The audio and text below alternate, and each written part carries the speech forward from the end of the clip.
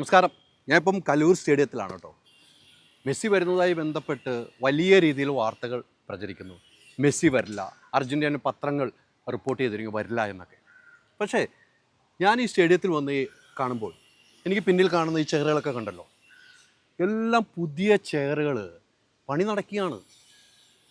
ഈ 30-ാം തീയതി പണി തീർക്കണം. 100 കണക്കിന് തൊഴിലാളികൾ നിർത്തിയാണ് പണി ചെയ്യുന്നത്. പക്ഷെ ഇതൊന്നും ഇവിടെയുള്ള മാധ്യമങ്ങൾ കാണുന്നില്ലേ എന്നൊരു ഡൗട്ട് എനിക്ക് സ്വയം തോന്നിയതാണ് കേട്ടോ. എനിക്ക് തോന്നുന്നത് തെറ്റൊന്നുമില്ല, കാരണം ഞാൻ വന്ന് കാണുമ്പോൾ ഇങ്ങനെയാണ് കാണുന്നത്. കഴിഞ്ഞ ദിവസം മീറ്റിംഗ് ഞാൻ കണ്ടിരുന്നു. ചീഫ് സെക്രട്ടറി ഉൾപ്പെടെയുള്ളവരാണ് മീറ്റിംഗ് കൂടുന്നത്.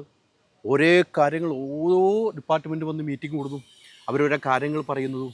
അപ്പോൾ നമ്മൾ ഈ മെസ്സി വരുന്നത്, അർജൻറ്റീന ഓസ്ട്രേലിയ വരുന്നത് നമ്മളൊരു ആഘോഷമാക്കേണ്ടതാണ്. വേറെ എവിടെയെങ്കിലും ആണെങ്കിൽ, വേറെ ഏതെങ്കിലും രാജ്യത്താണെങ്കിൽ എല്ലാ മാധ്യമങ്ങളും ഒന്നിച്ച് നിന്ന് അത് ആഘോഷമാക്കും. ഇവിടുത്തെ പ്രശ്നം, ഇതിൻ്റെ സ്പോൺസർ മറ്റൊരു ചാനലായിപ്പോയി, റിപ്പോർട്ടർ TV ആയിപ്പോയി. അവിടെയാണ് വിഷയങ്ങൾ എനിക്ക് മനസ്സിലായത്. പക്ഷേ എല്ലായിടങ്ങളിലും ഗംഭീരമായി പണികൾ തുടർന്നുകൊണ്ടിരിക്കുന്നതും 70 കോടി രൂപയാണ് സ്റ്റേഡിയം നവീകരണത്തിന് വേണ്ടി മുടക്കിയിരിക്കുന്നത്. വെറുതെ മുടക്കുമോ? ഒന്നുമില്ലെങ്കിൽ ഒരു രാജ്യവും മറ്റൊരു രാജ്യമുള്ള ഒരു കരാറ് പോലെയല്ലേ. അർജൻറ്റീന വരുന്നു, ഓസ്ട്രേലിയ വരുന്നു, ഇന്ത്യയുമായിട്ട് കരാറുണ്ടാവും. കേരള സർക്കാരിന് ഇതിൻ്റെ ഒരു ഭാഗമാണ്. അപ്പോൾ സർക്കാരിനെ പറ്റിക്കുമോ? അപ്പോൾ അവിടുത്തെ മാധ്യമങ്ങൾ റിപ്പോർട്ട് ചെയ്തു എന്ന് പറഞ്ഞ് ഇവിടെയുള്ള ചില മാധ്യമങ്ങൾ ഒരു അജണ്ട വെച്ച് പ്രവർത്തിക്കുന്നതായിട്ട് എനിക്ക് തോന്നിയതായിരിക്കാം. മറ്റുള്ളവർക്ക് എങ്ങനെയാണ് അവരുടെ കാഴ്ചപ്പാട് എനിക്കറിയില്ല. പക്ഷേ ഞാനിന്ന് സ്റ്റേഡിയത്തിലേക്ക് വരുമ്പം സ്റ്റേഡിയത്തിൽ തന്നെയാണ് നമ്മുടെ ഓഫീസും.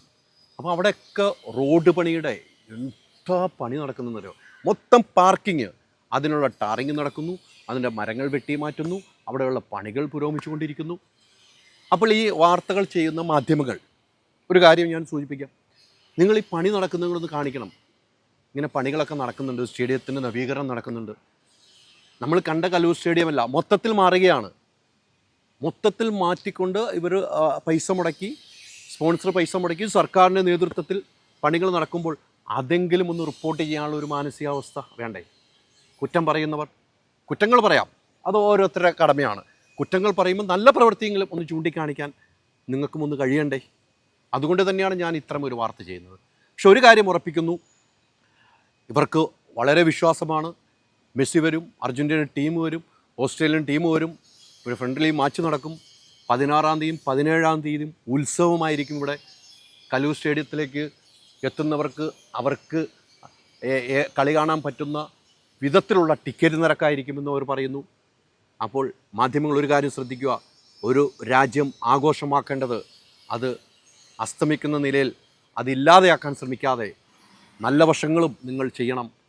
നെഗറ്റീവ് ചെയ്യുമ്പോൾ, വരില്ല എന്ന് മാധ്യമങ്ങൾ റിപ്പോർട്ട് ചെയ്യുമ്പോൾ, അർജൻറ്റീന പത്രമാണ് റിപ്പോർട്ട് ചെയ്തു എന്ന് പറയുമ്പോൾ ഇവിടെ അതിൻ്റെ ഒരുക്കങ്ങൾ നടക്കുന്നു എന്നും കൂടെ പറയാൻ നിങ്ങൾ ബാധ്യസ്ഥരാണ്.